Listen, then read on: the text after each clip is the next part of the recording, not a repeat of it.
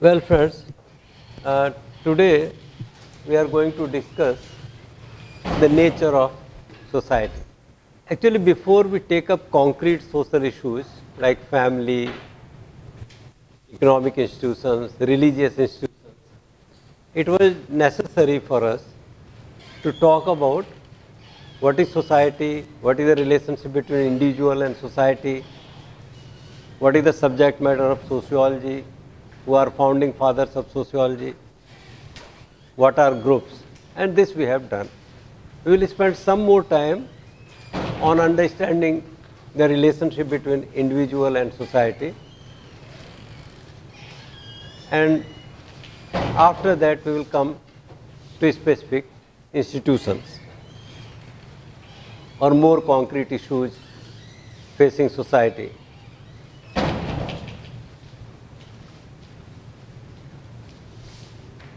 You have seen the definition of group. If I write the main characteristics of groups, then groups are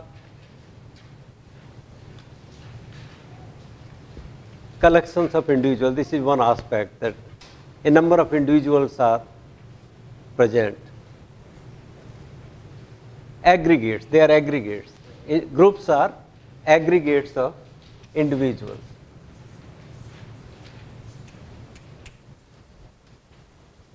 And if you remember the concept of degree of group formation, then any aggregate of individuals, including mob, crowds, passers-by, can be seen to be forming a group. But that is first degree of group. Sociologists are not so much concerned with first degree of group. We seldom have to deal with first degree group. We are more interested in higher order groups, and it is these higher order groups which affect our thinking, our feelings, our behavior, our belief systems, values and norms. So the other properties of groups which will make them sort of perfect group, fourth degree group, some kind of perfect group. What do we need to add to aggregates is interaction, that the members of a group interact among themselves. Second thing we have to add is a unity, a sense of belongingness to group, unity. You identify with the groups. So you identify with the groups you are part of in Indian society, in world society. And all the groups have some internal organization or structure, organization or structure. Aggregates which meet all these requirements, that the members of the groups interact, they have a sense of unity. Accordingly, you have the concept of in-groups, out-groups, and then there is some minimal degree of organization. That groups are organized means there are certain rules of the game according to which behavior of members in the group is regulated. It's not random or chaotic. The behavior has to be organized. It must be in accordance with certain rules of behavior. When you have the organization also, then you have fourth degree of group. So Gisbert says that in the first degree of group you can include crowds, mobs. And in the fourth degree group you can include community. Like village community, like caste, which are independent, in a way independent of individuals thinking, feeling, acting. You are born in a community. Even when you withdraw from the community or you migrate from one community to another, the community survives. You may be born in Kanpur, get early education in Kanpur, go for higher education to Mumbai, then go to Bangalore for job. All this does not affect the community of Kanpur. Community of Kanpur is independent of individuals thinking, feeling, acting, and in that sense it is a fourth degree group. In that connection, I also made a difference between values and norms. Values are the standards of behavior. Values are the matters of right and wrong, good and bad, beautiful and ugly, so aesthetics. They are standards of behavior. And norms are the guidance. Norms guide or regulate human behavior in pursuance of the values of society. Another thing I mentioned, I am saying, sort of recapitulating it so that there is more clarity on these issues, that human behavior is learned. Human behavior is not instinctive, it is not biologically determined as the behavior of plants and animals is. Human behavior is completely learned. Some sociologists even go to the extent of saying that you can't even give a single instance of human behavior behind which you can say that there are only biological factors and there is no role of socialization, norms, culture, that the behavior is completely biological or instinctive. In case of human beings, there is no instinctive behavior. Even when humans make their houses, then unlike birds or animals, there is variety, and the variety proves, whenever there is variety in human behavior, it proves that human behavior is more of a learned behavior and it's not instinctive. There is no biogrammar or biological reasons behind human behavior. Look, while talking about norms, I also made a distinction between various types of norms: folk ways, mores, taboos. I think for greater clarity, if I say that there is a continuum from folk ways to taboos, that all kinds of laws of human behavior can be put on a continuum from folk ways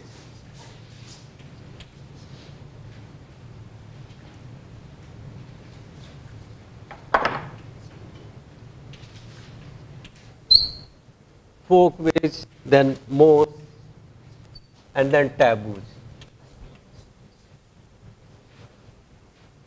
And this is in accordance with adherence to or emotions attached to.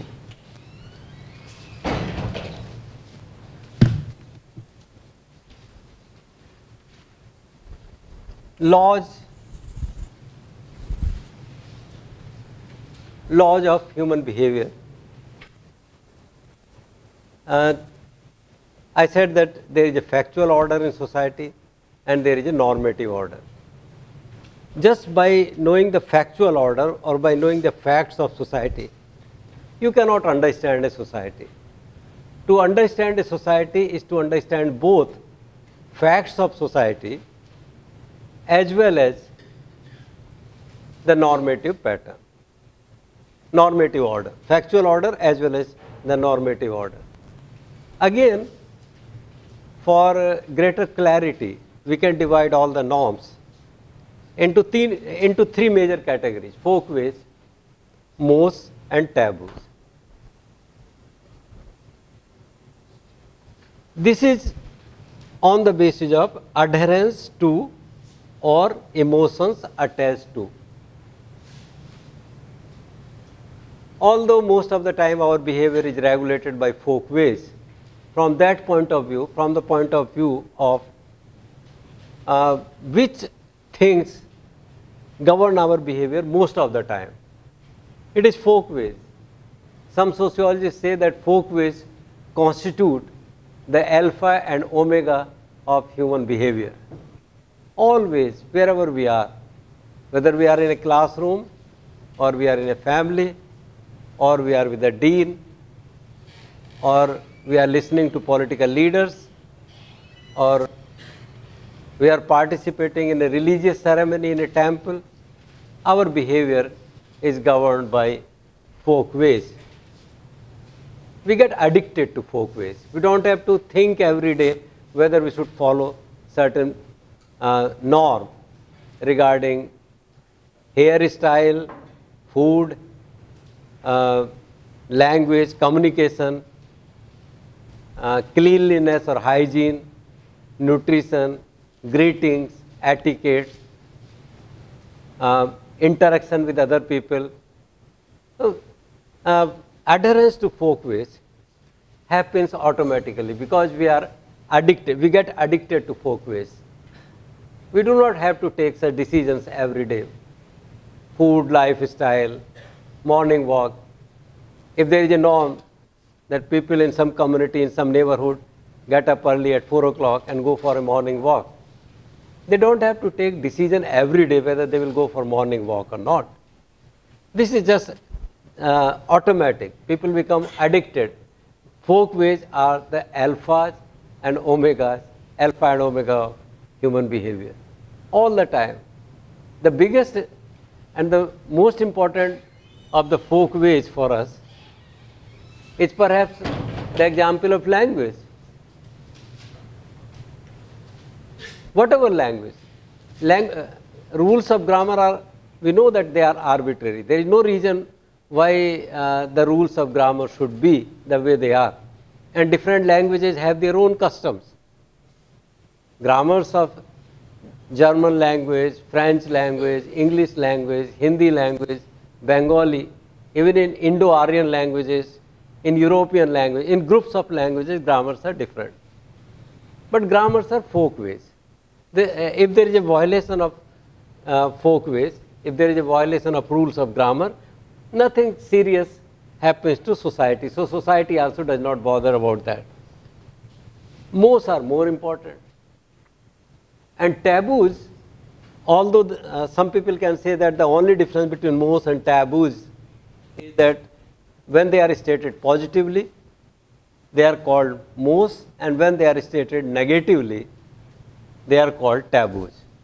But some people think that the very fact that there are not only prescriptions but also proscriptions, you will not do this, you must desist from doing something, you must refrain from doing something, you must not even think of something.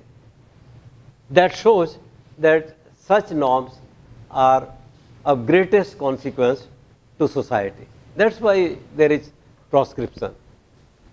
If there is no norm regarding regulation of sexual behavior, if there is nothing like incest, if there are no norms, mores and taboos regarding sex, then organized social life would become impossible. Actually, from sociological point of view, these norms have been made not to satisfy your needs, not to satisfy needs of individuals, but to satisfy the needs of society. Okay. Norms exist for society. And it is from that perspective. In sociology course, we should see at everything from the perspective of society. Maybe sometime violation of social norms may lead to promotion of interests of some individuals. But the fact that they are called norms shows that somewhere deviation from the norms damages the interests or needs or laws of society. So we are looking at norms from the point of view of needs of society. And since emotions, since we are supposed to adhere most to these things, so there are also emotions attached to them. If you ever violate a folkways, if you speak incorrect English in classroom or maybe in some interview, or while you are talking to your friends in the hostel, you speak in incorrect English, or sometime while in India you should drive to your left, but you drive to the right. There is no great consequence. There is no emotional shock. Okay. There is no emotional shock. Although you are deviating from the norms of society. Suppose someday from your family, suppose the norms of your community, your family are such that you should take only vegetarian food. And the norms are very strong. So you never take non-vegetarian food, you take only vegetarian food. Sometime in the company of your friends, you take one piece of chicken or one piece of mutton somewhere.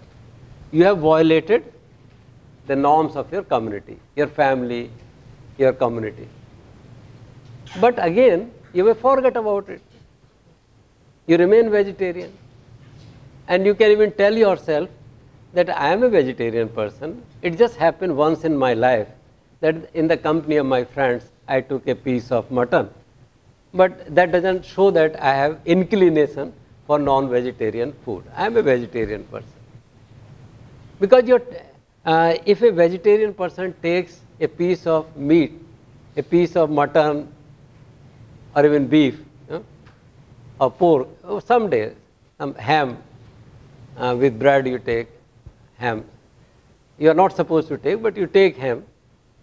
ठीक है, you may forget about it. But when you violate the taboos ever, things which are proscribed, you should not indulge in them. But if you ever violate taboos, then there is a guilt that you carry in yourself throughout your life. There is a guilt because the emotions attached to taboos are large. So you suffer from guilt, and you suffer from guilt throughout your life. Some people, after violating taboos, may suffer from guilt so intensely that they may become a psychiatric case, and they go to a psychiatrist, and in sittings with psychiatrist comes to know that you ever violated a taboo. You ever behaved in a manner you should not have behaved. Then if Freudian psychoanalysis is correct, then you recover. There is great emotion attached to taboos. This also shows that in something which I keep on saying, that in sociology there is nothing absolutely correct or absolutely incorrect. It's not mathematics. There is no right or wrong answer. It all depends on the perspective. And the concepts that we use are only to help us in analyzing, understanding, interpreting social behavior, and maybe making some degree of prediction. But there is more fuzziness in study of society than in natural sciences. So when I was giving you the example of a vegetarian person, sometime in the company of friends, taking a piece of mutton,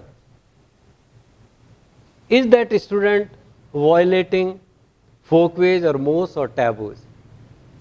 So I was telling you that it's a small thing. Maybe once in life, in the company of your friends, you smoke, or you take ham, or you take a piece of mutton. and you forget about it. You continue to think that you are non-smoker, teetotaler, and you are a vegetarian person, and maybe vegetarian for a religious cause. But when I said that maybe you sometimes take beef also, if you are a devout Hindu and you are from outside Kerala, then to take beef is to indulge in very serious sinful activity.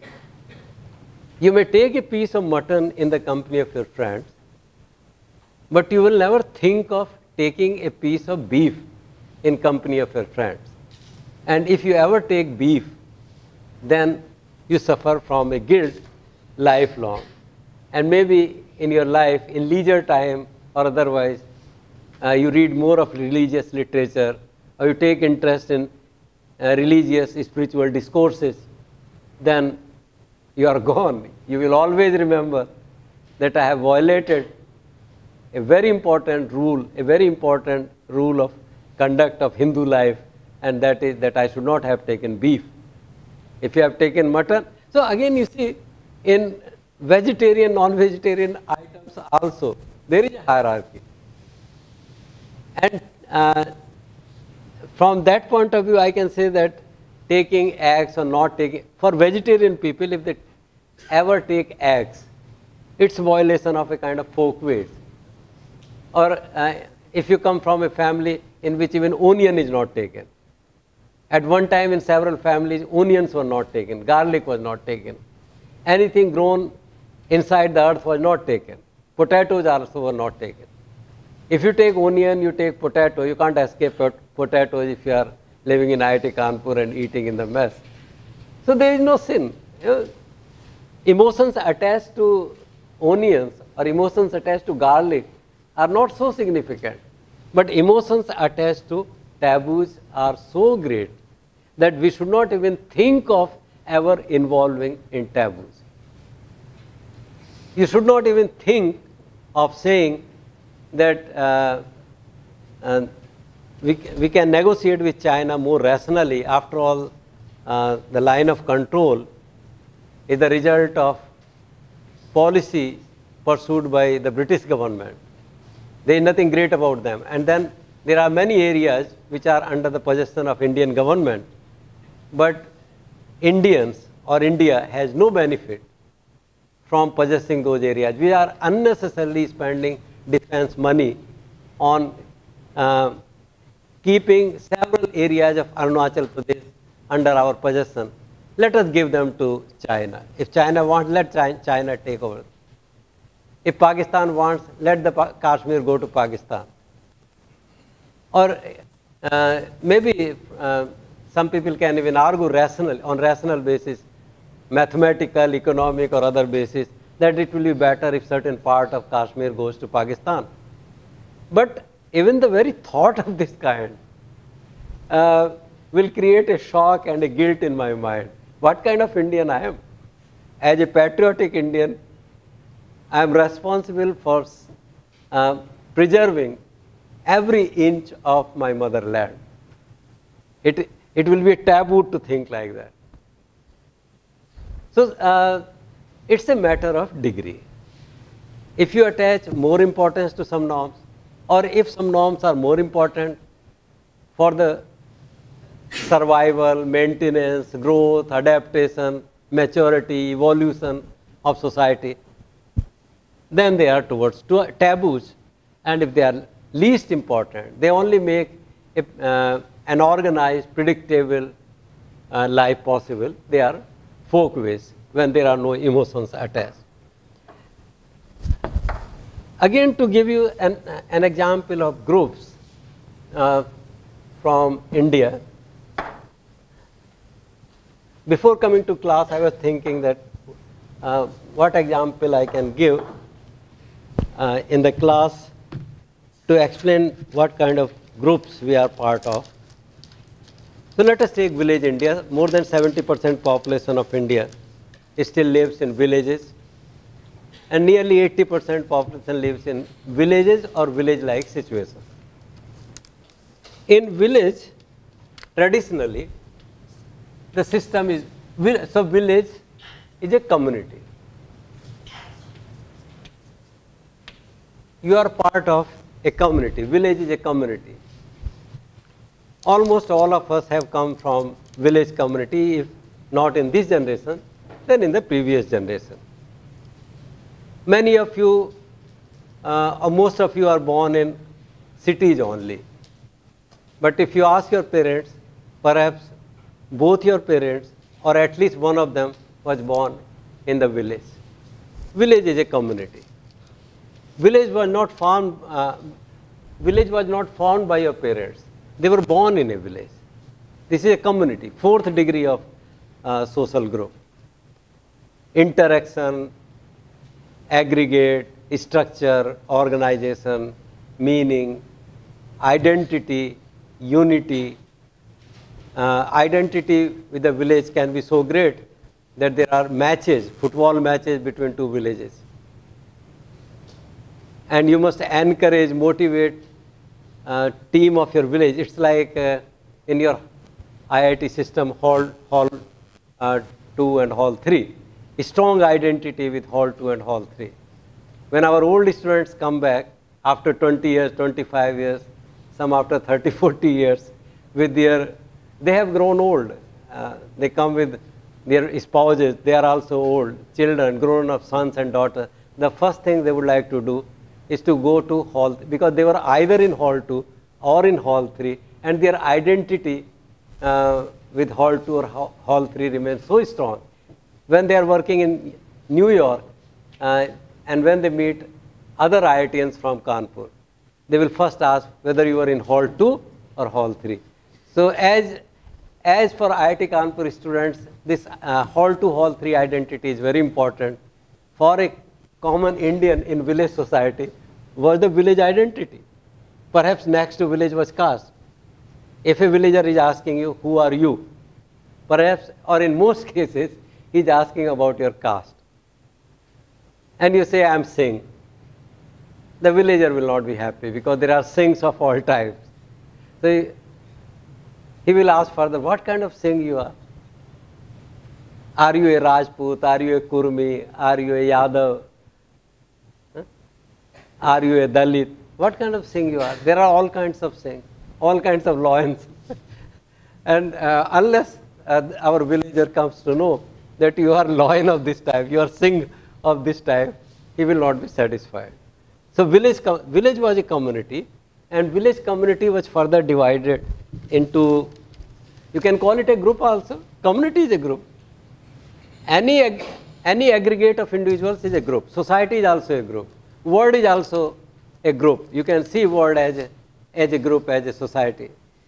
And the only difference is that society is the largest distinguishable unit. It is largest.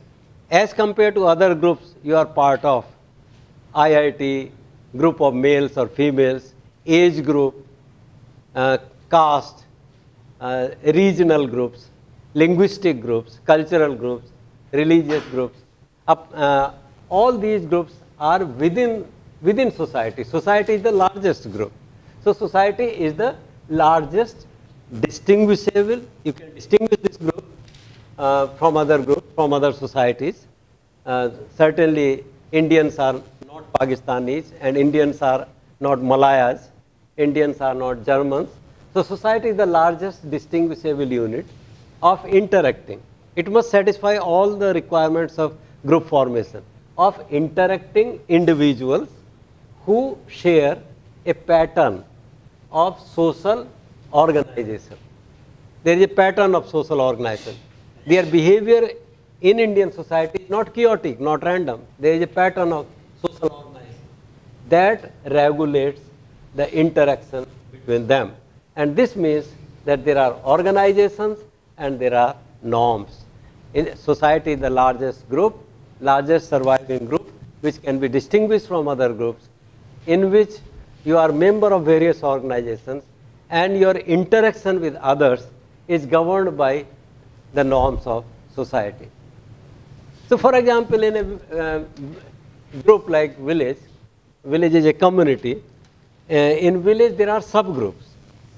For example, the subgroups in a village of India around independence, you could write groups like there are landowners, there are other groups like tenants, sharecroppers who work on others' farms, owner cultivators. You can distinguish landowners from owner cultivators. Landowners means usually they possess land, but they do not cultivate. There are landowners, there are owner cultivators, there are tenants, sharecroppers, there are priests.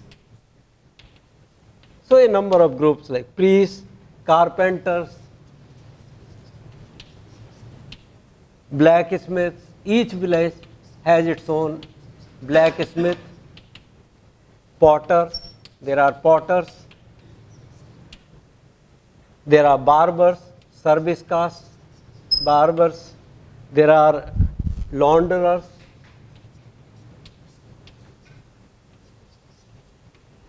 There are menial workers.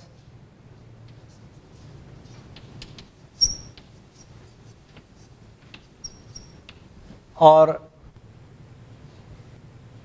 menial workers, or there are sweepers. Okay.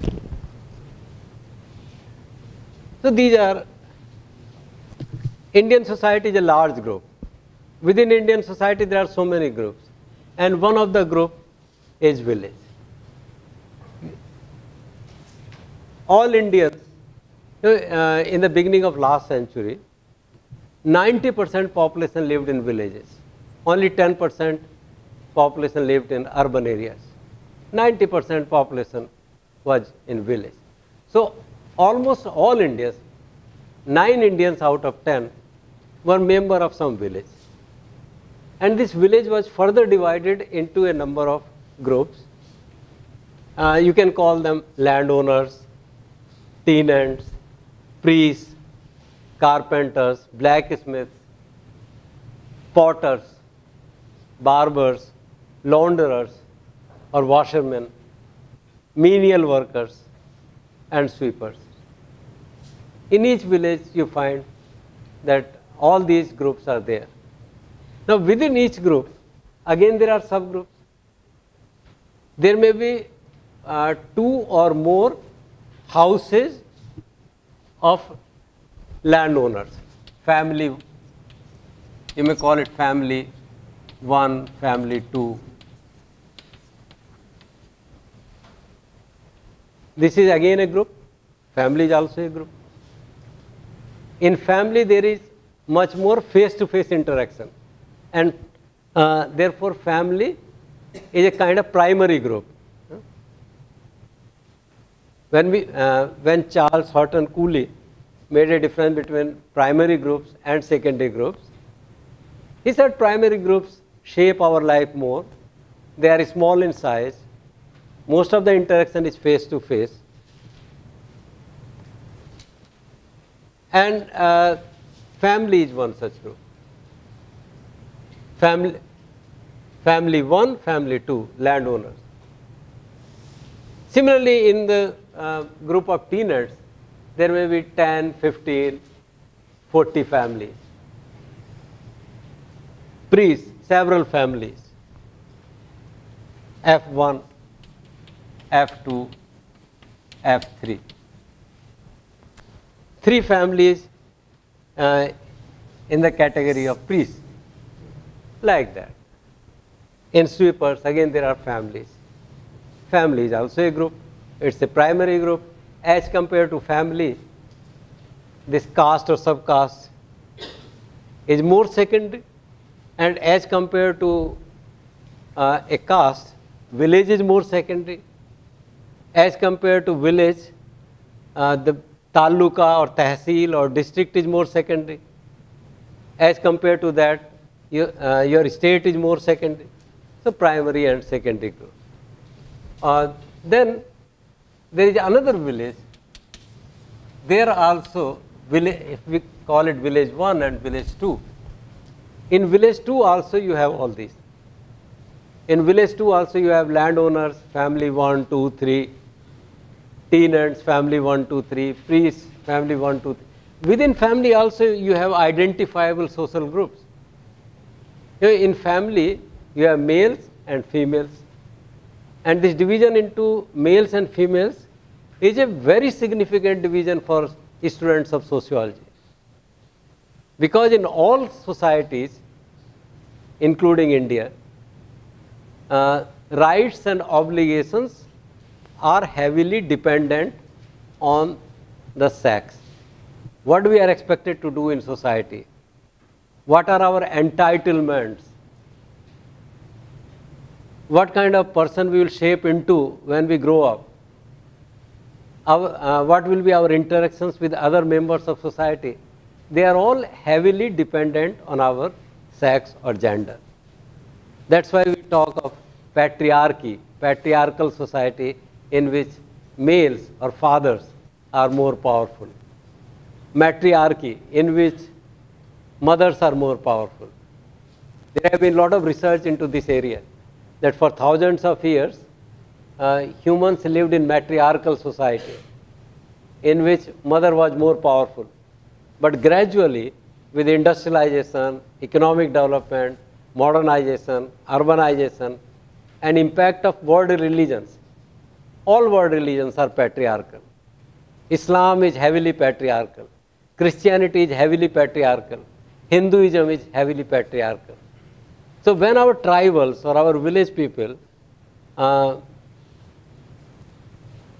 accepted all these world religions or converted to other world religions, all religions are equal culprit.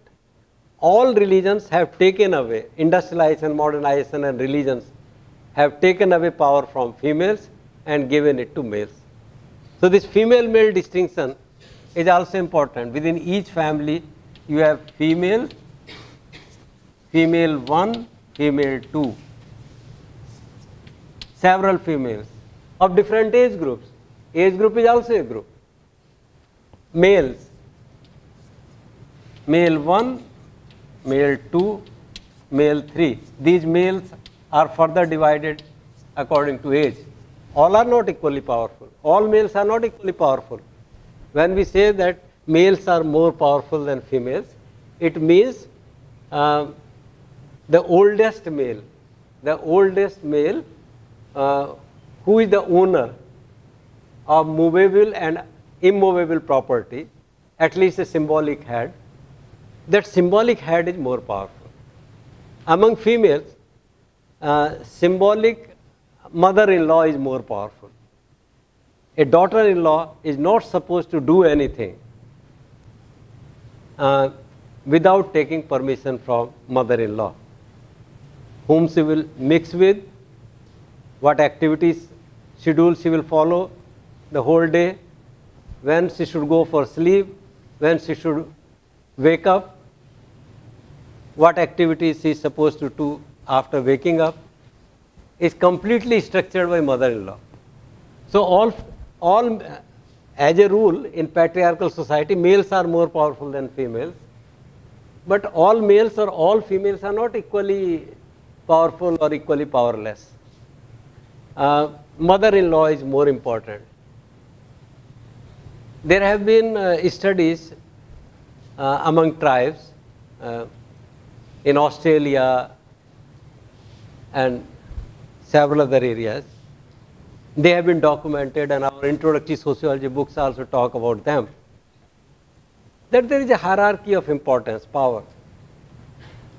In most bread-winning person, adult males who are responsible for bread are seen to be very important. So in times of crisis, so all societies also have to decide about what to do with powerless people. Children are powerless, old people are powerless, they are not even needed by society. Old people are not needed, children are needed, they are the future citizens, but old people are not needed. So society has to think about, there are extremes. In Western society today, the richest persons are the old people, they are called senior citizens. And society is protecting all their health, food, financial, all kinds of interests. They are surviving on social security, pension, provident funds, mutual funds. In our country also all these things are becoming sources of dependence in old age. They are not working, but the society has to keep them alive. It's a wasteful expenditure from social point of view. From one perspective, society is spending unnecessarily. And now the conflict in Western societies like Europe and in America is so intense that people have actually started talking about these things. That as the process of aging is on, as life expectancy has gone up, proportion of old people has also gone up. So proportion of people who are unproductive and they are just surviving. And the society has to pay for their food, medicine, housing, this and that, is enormous. There are other cases, examples of tribals of Australia, like where in times of crisis, old people were expected to commit suicide. When in times of crisis, children were killed, particularly female, they practiced female infanticide. And in some extreme cases, there are records that in drought situations, they not only killed female babies, they also ate them. Extreme. Society consists of extreme cases. Nothing, and I don't know what is right or wrong. As a student of sociology, we can only observe. We can say that societies are like that. Societies have values, norms, culture. In village too, again, you have all these things. So there is a priest family, priest, and in priest there are F1, F2, F3 family. In our society, because we practice village exogamy, we do not marry within the village. So some people of F1 are connected to F2 of village 2, likewise village 3 and so on. And this kind of relationship is called kinship, blood relations. Kinship. This is another group. Relationships are not confined to village and caste and family or household or males or females or age groups. There are relationships of various kinds. Now you have kinship. Similarly, all these people, all these castes and subcastes and communities are part of some state. There is a king. There may be a small kingdom, and they are all part of that small kingdom. So the whole society like this consists of a political unity also. Now you see, on these bases, and when say Britishers come to India and develop their own administration, they develop some new economic activities, some new occupations, mostly connected with administration and education. So accordingly, new types of groups are formed. Some are educated, some are uneducated, some are less educated, some are literate, some are illiterate. New groups are formed. Some become peons, some become clerks, some become civil servants, ICS officers. So there is a hierarchy of bureaucrats. New groups are formed. And all these groups exist within society called India. All these groups. In a bigger group, that bigger group is the society of India. And there are interactions between these groups. We will talk about these interactions in the next class. There is cooperation, there is conflict, there are interests, there are emotions, on the basis of which people conduct themselves. So this is what a complex configuration of groups and subgroups within a larger entity, the biggest group, society, exists. Now some people today are talking of world, global society, global village. Can we say that world is a society? World society. Does it make sense to say that there is a world society, or a world society is emerging, or world society exists? If you apply the criteria used for the definition of group, including society, world may be seen as a society provided, what are the considerations for group? One consideration is aggregate. Yes, world is an aggregate. 7 billion people are inhabiting Earth today. Aggregate. There is identity. Many people today identify with world citizenship, and they feel that national considerations are narrow. We are all members of the same world. There are international conventions, organizations to regulate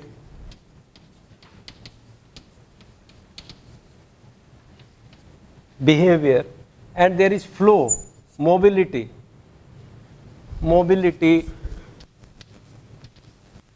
of men and capital. When there is a mobility of men and capital from one country to another, then you can, and that means interaction between companies, interaction between people, interaction between organizations, United Nations summits, international conferences, international conference of sociologists, international conference of chemists, international conference of businessmen. There are interactions between individuals and groups at the international level. There are human rights proposed by United Nations, and almost all the countries of the world are morally obliged to accept the UN Charter for Human Rights. A few years ago, a group of countries met at one place and developed Millennium Development Goals, that by this year, in terms of certain socio-economic indicators, all the countries have to reach there. We have to reduce poverty, we have to reduce infant mortality, etc., etc. And all the countries which are signatory to Millennium Development Goals, and even those countries which are not signatory, feel compelled to move in that direction. If all these things are happening, then you can say that today world society is emerging. When there was no movement of people, from one country to another, when there was no interaction, when there was no identity of world citizenship, there was no world society. But today you can say that starting from individual, we can go up to world society has become the largest group. So your life is not confined to your village or your caste or subcaste or kinship. You are a member of world society. Increasingly, we can talk about world society.